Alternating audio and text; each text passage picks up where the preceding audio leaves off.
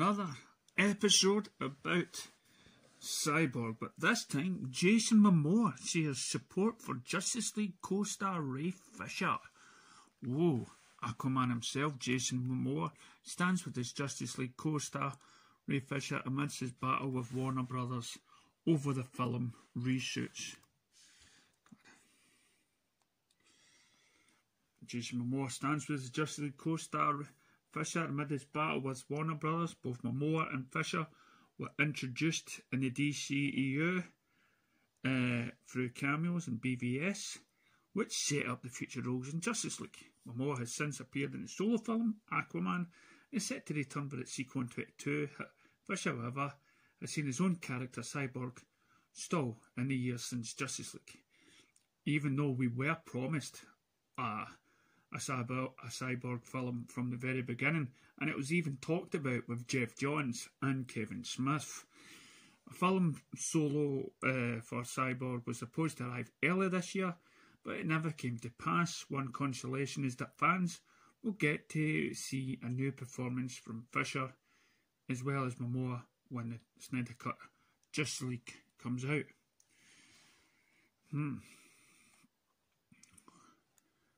Over the past 2 months, Fisher has been involved in a public fight with Warner Brothers over Justice League reshoots, which saw Joss Whedon take over from Zack Snyder's Fisher.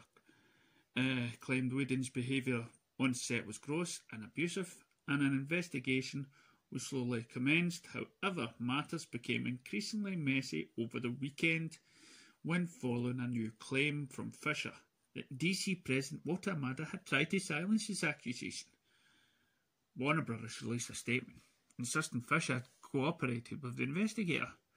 Fisher clapped back with the evidence that he did in fact speak to someone, but wasn't interested in pursuing the conversation because he didn't feel the investigator was impartial.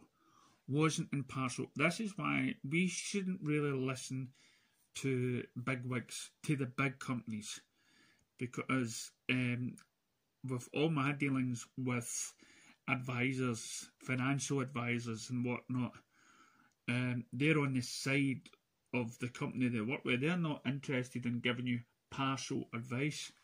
Same as unions. Unions today are on the side with the bosses and not with the actual workforce. Ray Fisher and Warner Brothers League investigation explained. The new developments have led to a swell of support for Fisher, and now his biggest supporter to date has stepped forward on social media. Fisher posted a heartwarming image of himself from Momoa's Instagram story, which was accomplished by the hashtag #IStandWithRayFisher. Fisher then expressed his own enthusiasm, which you can see.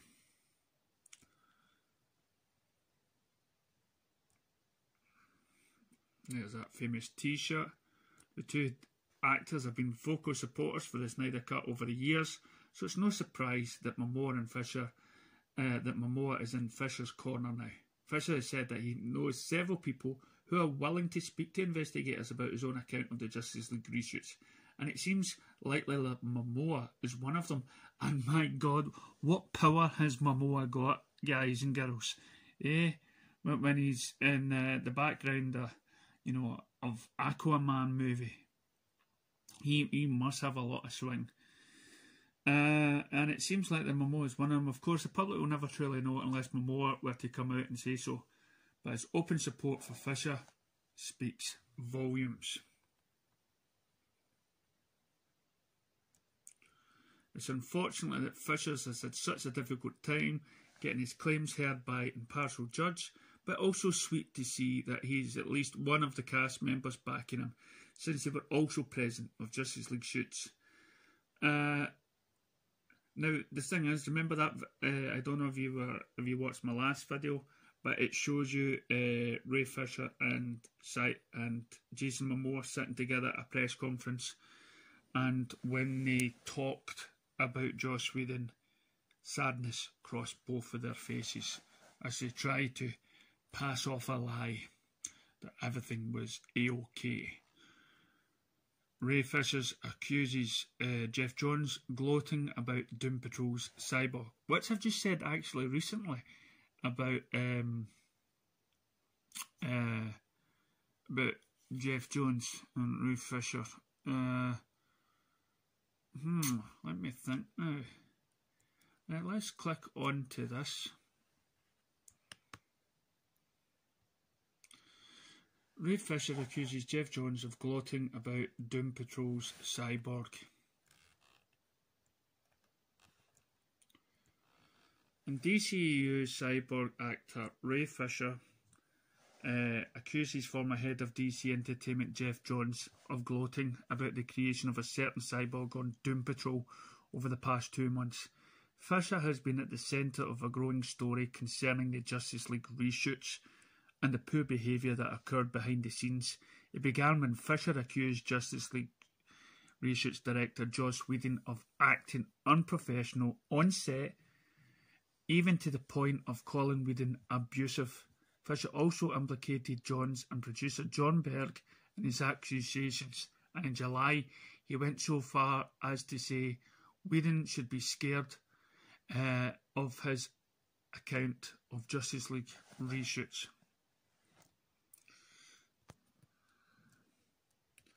Things have escalated remarkably quickly over the past few days, starting with Fisher claiming current DC Films president Walter Amada attempted to get him to hold back on including Jones, who currently has a hand in several DC projects, in his accusations. A day later, Warner Brothers issued a statement insisting Fisher has yet to cooperate with the investigation into the Justice League reshoots.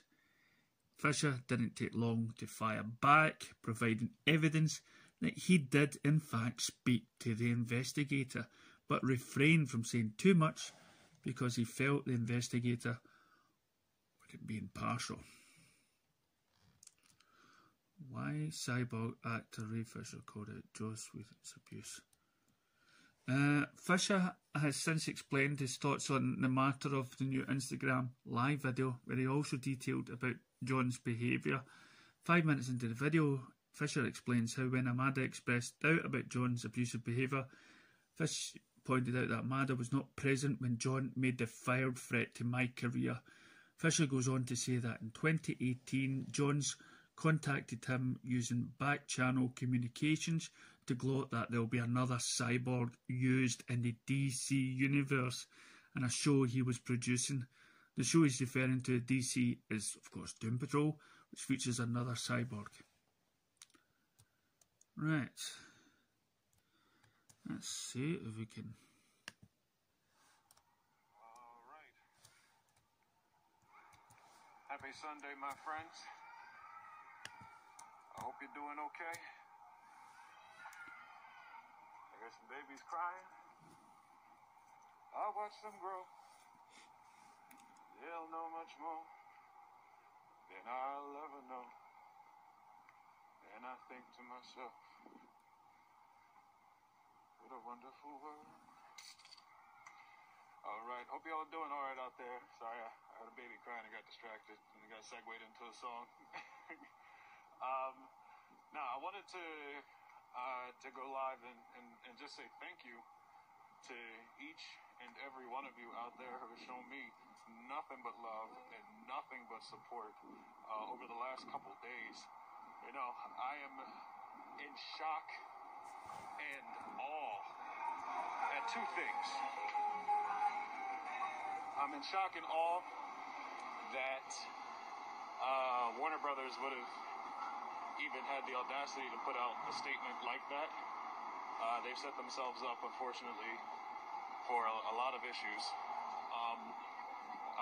They do not know how many receipts I have for interactions that I've had. They do not know the people that I've been talking to. They do not know a lot of the people that I have that are willing and able to take part in the investigation. And that, unfortunately, is something that is ultimately going to... it's going to jam them up in a big way. It was a bold move for them to go out and flat out call me a liar, in a sense, and say that I was not attempting to, or at least to, not call me a liar, but to say that I was attempting to not communicate or attempting to avoid the investigator or not cooperating with the investigator.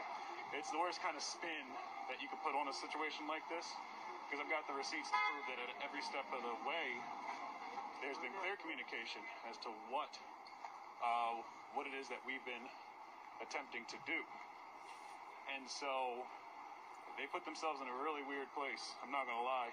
And it really sucks because ultimately what's going to happen is somebody's going to get thrown under the bus for that statement that they put out. And if you notice in that statement, there was not a single quote from Walter Hamada. There was not a single quote from anyone. It was a blanket PR statement that was put out. So, as seems to be the way, and what I said about Walter Hamada throwing Joss Whedon and John Berg under the bus is absolutely true. But as seems to be the way, they probably intend to throw somebody's poor assistant under the bus for being the one that had to press send on that email. And that's unfortunately how it goes. It's gross.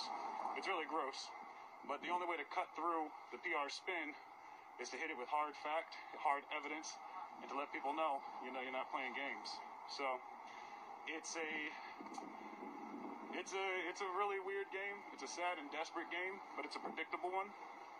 And they are simply being reactionary now, which is obviously not a good look.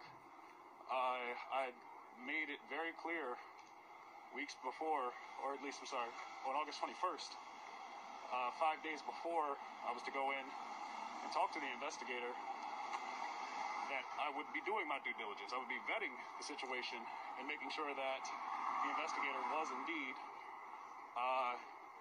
a third party and a fair and impartial individual.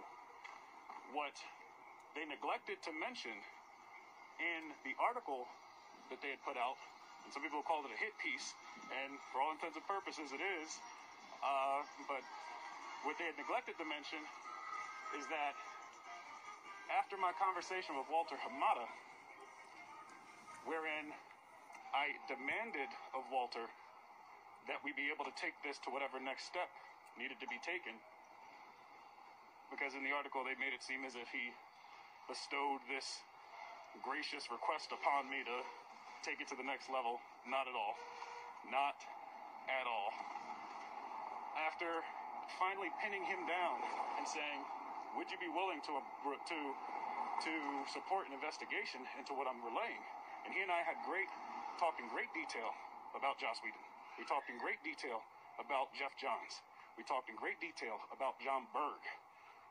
And his excuse for the situation with Jeff Johns was, well, Ray, I worked with Jeff on Shazam.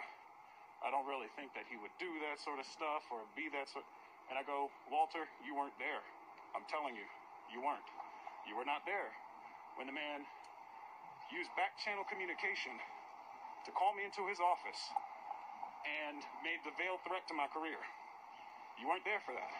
I said, you weren't there when Jeff Johns contacted me in 2018, a year and a half after Justice League, while I was shooting True Detective, to gloat, using back-channel communications to gloat that there'd be another cyborg being used in the DC universe in a show that he was producing. I said, Walter, you weren't there for those things. You can't tell me about it.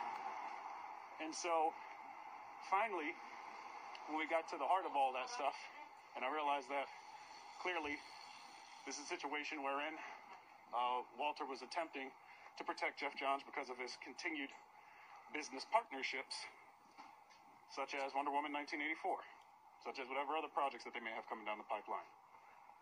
I ended up saying, listen, this is just what I need.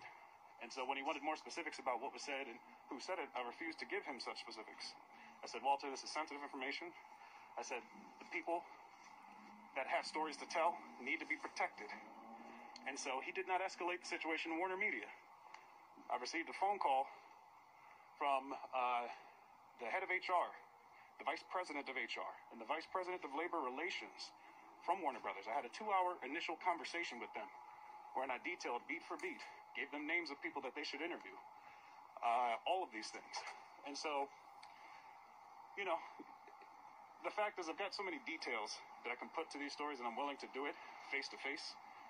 Right? So when having to combat that with generalized statements, generalized press releases, it's an impossible task for them to do.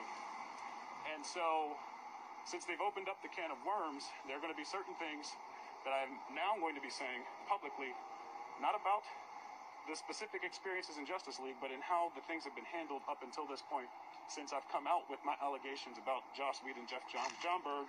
And if you remember, I had left in quotation marks and others. And there was a very specific reason why I put and others in quotation marks when I mentioned the Warner Brothers, the Warner Media rather, investigation. So, you guys, I appreciate the love and I appreciate the support. I'm not going to stop fighting. I've had so many people reach out to me, both personally and people who I don't know, professionals in the industry who reached out and said, I know you're telling the truth. I know you're telling the truth, because they know the people that we're dealing with. And so they're encouraging me to go on. You guys are encouraging me to go on. I'm going to keep fighting the good fight, but I'm going to fight it with hard fact. I'm not going to fight it with emotion like they're probably wanting me to do. I'm going to fight it with hard fact. I'm going to fight it with logic. I'm going to fight it with common sense. Because obviously, that's the only thing that can cut through the nonsense, right? That's the only thing that can cut through those sorts of weird blanket statements that people make. So, you know, I will say, shame on them for doing that. And if they're hoping that, if they are hoping that I sue them, so that they can go on and ask a judge to put a gag order on me until all this stuff is done, they've got another thing coming. I don't care what the situation ends up being, you're not going to keep me quiet. So, that and because I have not given them all the information, right? They're trying to figure out exactly who's telling me what I know, and what I'm willing to say. And because I have not run it by them, I've not run it by anybody prior to me saying some of the things that I've been saying, they don't know what I'm going to say next or how I'm going to respond. So they tested the waters with that statement, and I think people saw through it immediately, and it backfired on them in a big way. Because when I can furnish receipts to immediately refute critical pieces of information that you're trying to use to defame me, you're toast. You're toast. So, like I said, they've escalated it to a different level now. I'm going to go ahead and figure out what the next best steps are to proceed in the situation. So yeah, just know, we're going to get it done. And if any weird or funky stuff starts happening, you see weird or funky stories floating out around there, floating out there about me, you'll know. You already know. So, on a bit of a ramble right now, but I usually ramble to myself while I'm walking. Helps me clear my hair, clear my head rather. But insofar as that's concerned, I want to thank you guys so much. You know, this is one of those things where it affects more than just myself. All right, I know that I will take ultimately the brunt of what this is, but this affects my family. All right, you got people reaching out to my siblings, going, hey, what's going on? I'm seeing these headlines. Is everything okay? So on and so forth. And I got to tell them, hey, listen, don't worry. You know how the media spin goes. I got it under control. So, you know, they're gonna keep doing what they do, and I'll keep calling it out, and I'll let you know what the motivation behind their moves are, because they're not used to people just calling it out blatantly, particularly the people that they're dealing with. They're used to being passed through PR person after PR person, making sure that it's a statement that reduces blowback, reduces this, reduces that. I don't play those kind of games. I don't. I do not. And so, you know, they've got a lot more power. They've got a lot more access to outlets to be able to blast their story out. But what I'm grateful for, what I thank my lucky stars for, is that I've got you guys out there helping to lift me up and helping to actually spread the truth out there about what's going on. So, I was supposed to do some game streaming later on today, but I may just turn that into a quick thank you session for all of you guys over on Twitch later on at I'd probably say about 6 p.m. Eastern, So, yeah, I'll do that. It'll just be a just chatting conversation. And you already know. Outside of that, y'all, I'm going to stay on them. I'm going to make sure that the investigation situation is one that is fair and that protects everybody that's got a story to tell. Because it ends up, these are some of the people that have stories to tell do not have the protection of having a large social media following to go to bat for them. Right? Some of the people that have stories to tell, if it goes into the hands of the wrong person who's just simply looking to see who are the troublemakers, who are the ones saying this or doing that, they're the ones that are ultimately going to end up getting hurt beyond repair, you know, with respect to employment and all that stuff. And as I've said in the past, I've been down a road similar to this before, right? Back in 2010, I spearheaded an effort to unionize a group of workers at a job I was working at. And ultimately, during that process, I myself had contacted the union. And you can check with them. This was 2010. It was local 360 based out of New Jersey, the United Food and Commercial Workers Union. There were issues at the job. We were trying to get unionized. Myself and some other folks were let go during this effort. And we took that situation all the way to the National Labor Relations Board. All right? This is not stuff that I play around with. And I'm lucky that I've got SAG-AFTRA on it, because a lot of these calls, a lot of this information has been directed to them as well. So I'll be reaching out to them to make sure that we can coordinate our efforts to make sure that this does not escalate into simply a smear campaign. Because, you know, if they can't buy you and they can't bully you, the only thing they can try to do is discredit you. So we're going to go ahead and get it done one way or the other. So I'm walking uphill, my heart rate's going up. So anyway, thank you guys again. I appreciate the love. I appreciate the concern. I'd be less concerned, and because I already know once we get it to the people who are actually going to be impartial, the people at Warner Media, and I say Warner Media, not Warner Brothers, because there was an issue with respect to us being told that the investigator was working for Warner Media. And then I found out that it was a person working for Warner Brothers. And there's a massive distinction. And so there's a lot of floundering back and forth in email conversation as to who this person was actually working for. So the one thing I cannot have happen, the one thing I will not do, is rush through a situation like this simply for them to throw two individuals who they no longer have any business ties with under the bus in order to protect other individuals who were at the company and who may still be at the company. And that's the bottom line. So I appreciate it. I'm going to stop rambling. I'll see you guys later on today. Be well. Until next time, my friends. Peace. Well, I hope that has convinced you. So let's have a look at this. Hopefully that's convinced you into supporting Ray Fisher. Justice League-wide cyborg actor Ray Fisher called out Joss Whedon's abuse. Right.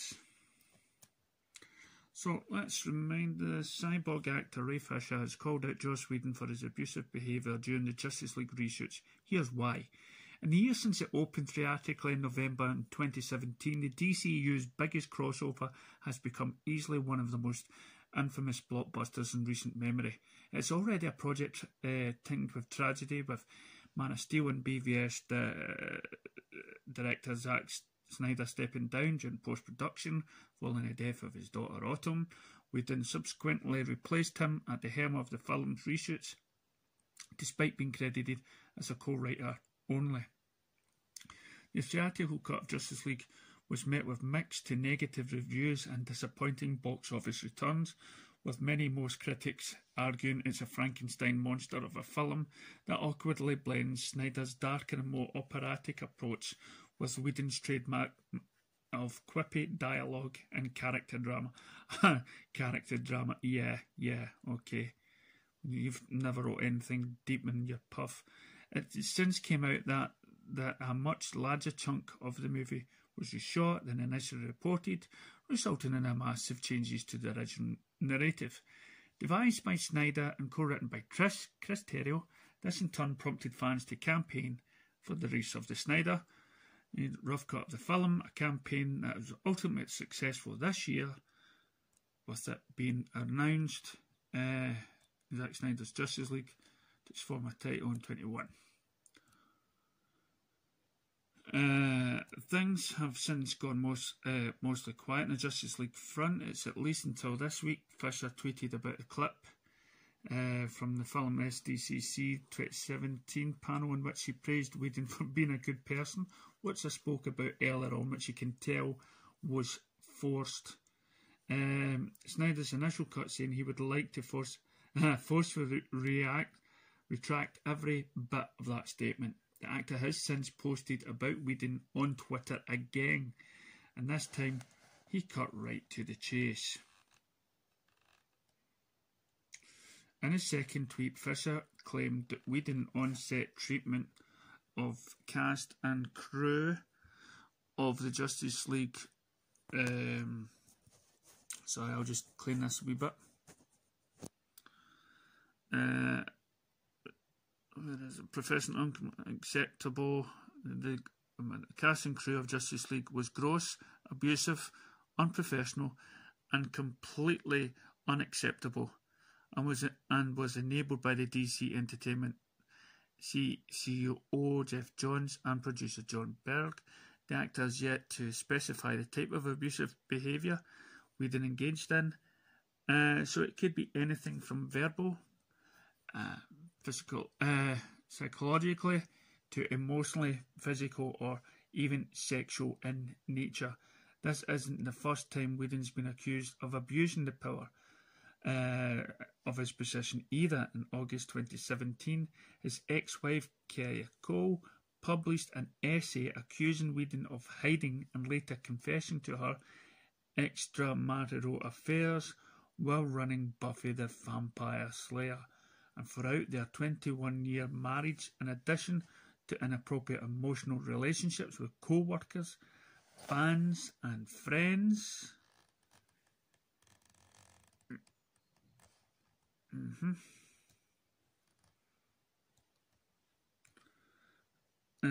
In a broader sense, Whedon has also been criticised for using his image as a self-proclaimed feminist to shield himself from critiques when it comes to his treatment of women both on and off screen.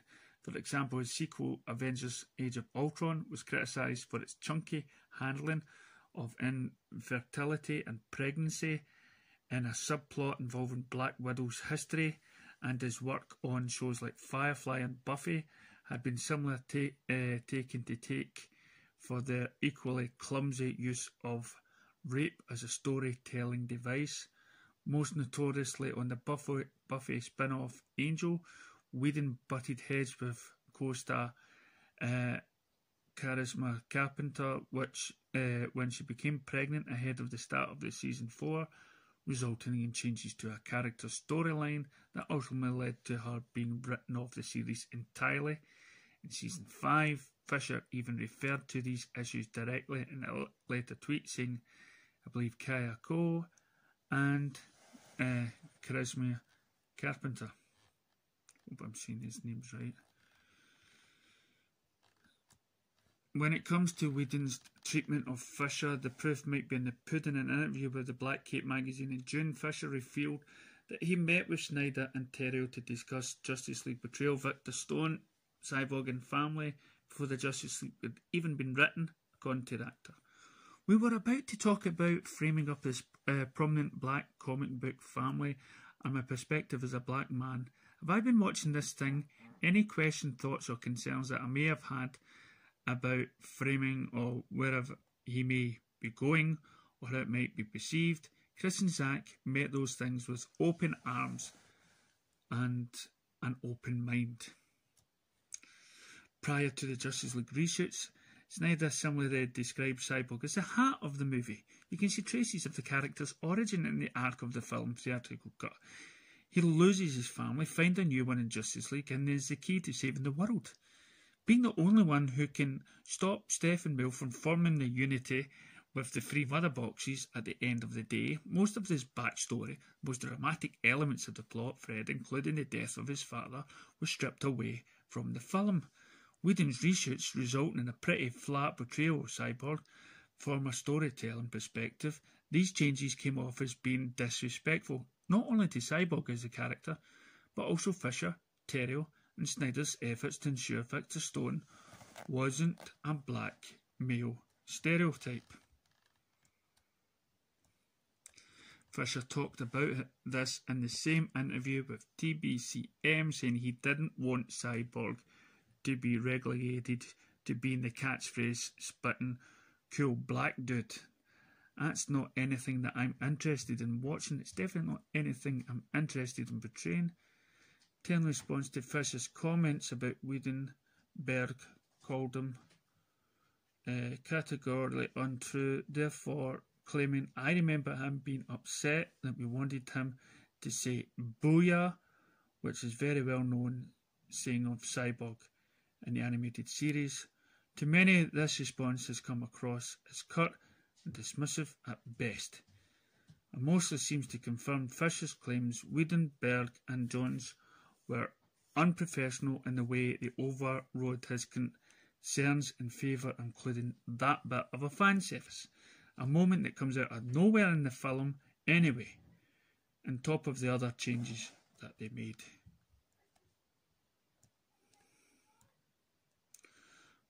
While speaking hurt Ray Fisher's career, that is something that we're always concerned and worried for.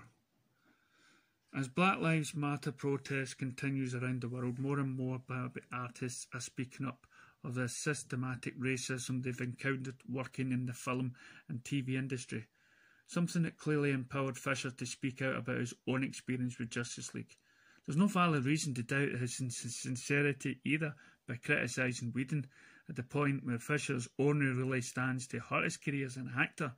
Fortunately, as more and more biopic creatives call for long overdue and long called for changes in Hollywood to finally happen, Fisher should have more support than he would at another time. Case in point, Nia DaCosta, the director of the upcoming Candyman sequel, has praised Fisher for his honesty on Twitter, while filmmaker JD has joined the call for Cyborg to finally get his DCEU movie. And of course, Fisher has Snyder himself in the corner. Yeah! The former has shown a lot of loyalty to the director and his repeated calls and unwavering support for the Snyder Cut to be released. And the latter has responded in turn, calling Fisher the true heart of his Justice League cut. In a tweet last month, Snyder is similarly known for being loyal to those he's worked alongside, before having been collaborated with many of the same behind-the-scenes artists and actors on his different projects. Suffice to say, if you can count him among those who've got Fisher's back, as he speaks his truth. Wow, and what a great note to end with. Fisher is going to be okay, and he has people like Zack backing him up. And I hope you, after watching this, will back Ray Fisher too. Thanks for watching.